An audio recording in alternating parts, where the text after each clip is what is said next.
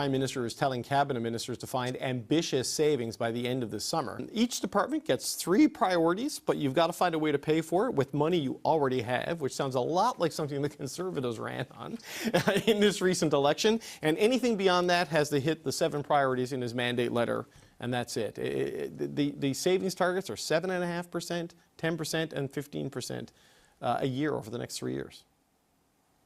I mean, I welcome, again, the Liberal government implementing the Conservative policies that we campaigned on. I think it's the right move for the country. I mean, let's look back and remember that operating costs under the Liberal government before Mark Carney were going up by 9% on average a year.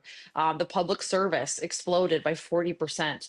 That's double how the population of the country grew. So the government has grown exponentially in ways that is not sustainable. We're not getting services in the way that we should. And it's probably, we're not spending on projects that are essential to the country. So I welcome some restraint from the government. I think, again, the issue that the Prime Minister is going to run into is one of expectation setting. Is it's all fine and good to set these targets. And, you know, when I was first coming to government under Stephen Harper, we did a $2 billion spending restraint. And I can tell you that was a Herculean effort to find $2 billion in the government, let alone the cuts that are being proposed here.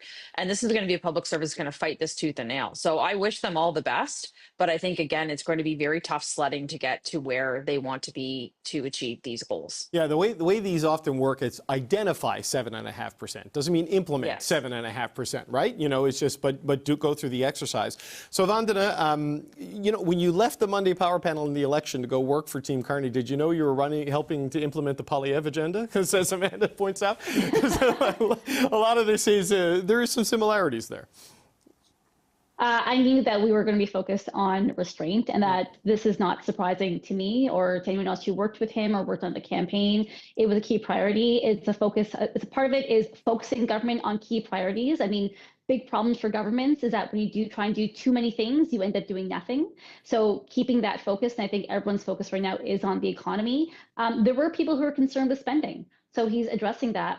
And I think one of the key things, having done budget consultations, you know, some of those little extra projects, sometimes I would call finance and say, oh, could you get this one other project in? That's not going to happen.